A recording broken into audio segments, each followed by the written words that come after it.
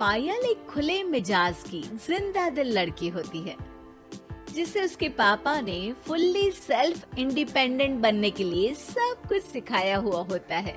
एक शाम पायल अपनी बाइक पर सीटी बजाते हुए कॉलेज से घर वापस पहुंचती है, जिसे देखते ही उसकी मम्मी गुस्से में पूरा घर सिर पर उठा लेती है। आ गई महारानी, बहुत बोलते थे मैं अपनी बेटी को सब कुछ सिखाकर दुनिया में मजबूती से खड़े रहना सिखाऊंगा, साथ में बेटी को लफंडर बनना भी सिखा दिया, ये नहीं बताया। क्या हुआ? आज ये कुकर इतनी सीटियां क्यों मार रहा है? सीटी? सारी फसाद की जड़ तेरी वो बाइक और सीटी है, उन्हीं से लड़के छेड़ती है ना तू? हाँ, ये तो गलत है, मुझे बताए बिना ही लड़का छेड़ दिया।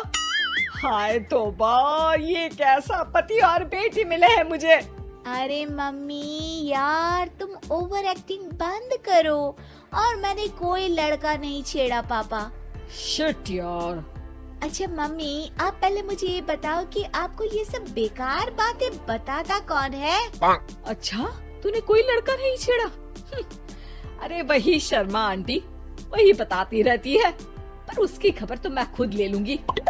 अच्छा मेरी प्यारी बेटी, थक गई होगी ना, जाकर आराम कर बेटा। अचानक मम्मी को गर्म से नरम होते देख के पायल और उसके पापा कंफ्यूजन में एक दूसरे को देखने लगते हैं। आंखों से कुछ इशारे होते हैं और पायल वहाँ से चुपचाप चली जाती है। जिसके बाद रात को घर में सबके सोने के बाद दोनों पापा बेटी छत पर मिलते हैं। क्या खबर लाए हो? अरे तुम्हारी मम्मी तो हमसे भी तेज निकली, कोई खबर नहीं मिली।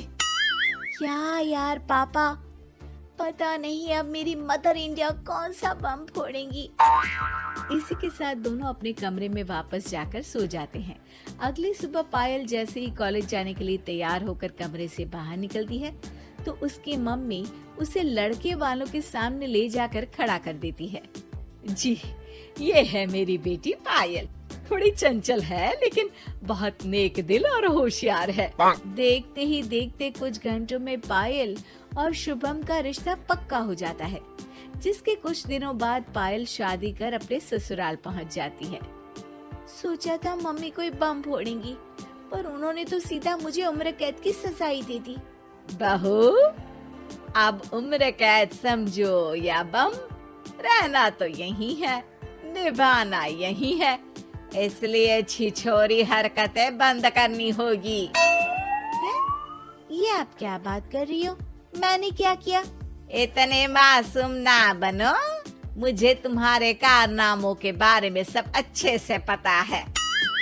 ऐसा बोलकर सास तो वहाँ से चली जाती है, लेकिन पायल सोच में पड़ी वहीं खड़ी रह जाती है। जिस पर शुभम उसके पास आता है। तुम मम्मी की बात का बुरा मत मानना, वो पड़ोस वाली आंटी ने उन्हें तुम्हारी बाइक चलाना, सीटियां बजाते हुए घूमना, बेधड़क सबसे बात करना वगैरह जैसी कुछ बातें बता दी है, जिसे सुनकर उन्हें गुस्सा आ गया है। पर फिक्र मत करना, धीरे धीरे साथ रहने से वो भी ठीक हो जाएंगी। Thanks for your concern, but I don't care. Payal सीधा अपने कमरे में चली जाती है। अगली सुबह कॉलेज जाने के लिए तैयार हो सीटी बजाते हुए कमरे से बाहर निकलती है, जिसे देख सास गुस्से से तिलमिला उठती है। महारानी, शादी के अगले ही दिन ये हीरोइन बनकर कहाँ चल पड़ी? और ये लफंगों की तरह सीटियां बजाना बंद करो। ये हमारा घर है, कोई सड़क नहीं जहाँ तुम आवारागर्दी करती घूमो। मम्मी जी, सीटी बजाने और कंफर्टेबल कपड़े पहनने से लोग कब से आवारा बनने लगे। इसी के साथ सास बहू का युद्ध शुरू होने ही वाला होता है कि शुभम वहाँ पहुँच जाता है। अब माँ, उसका कॉलेज है इसलिए ऐसे तैयार हुई है। और पायल, तुम भी माँ को समझने की थोड़ी कोशिश करो ना प्लीज। सिचुएशन संभालकर शुभम और पायल घर से निकल जाते हैं। इसी तरह दिन बीतने लगते हैं, जिससे सास बहू की लड़ाइयों के बीच शुभम पिसता रहता है, लेकिन साथ ही वो दोनों एक दूसरे की आदतों को अपना भी लेती हैं। पर पायल का सीटी बजाना सास को आज भी नागवारा ही होता है। आसमान गिर जाएगा, धरती फट जाएगी, पर इसकी सीटी ना जी ना, कभी बंद नहीं होगी। अरे मम्मी जी, जब आप मेरे कुछ बोले बिना सीटी से ही समझ जाती हो कि मैं क्या बोल रही हूँ, फिर इसे बदलने की क्या जरूरत? यही तो हमारी यूनिकनेस है। पायल की बात से ज्यादा सहमत ना होते हुए भी सास हंस पड़ती है। उसी शाम पूरा परिवार घूमने जाने का प्लान बनाकर घर से निकल जाता है और उनके जाते ही घर में चोर घुस आते हैं और तभी वो सब भी दोबारा घर के अंदर आते हैं बाहर से।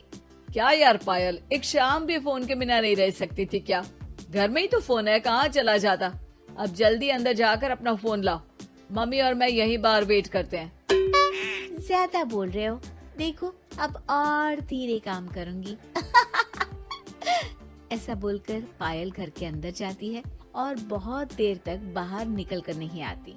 अरे ये तो सच में जानबूझकर लेट करने लगी। चल कर देखते हैं ना।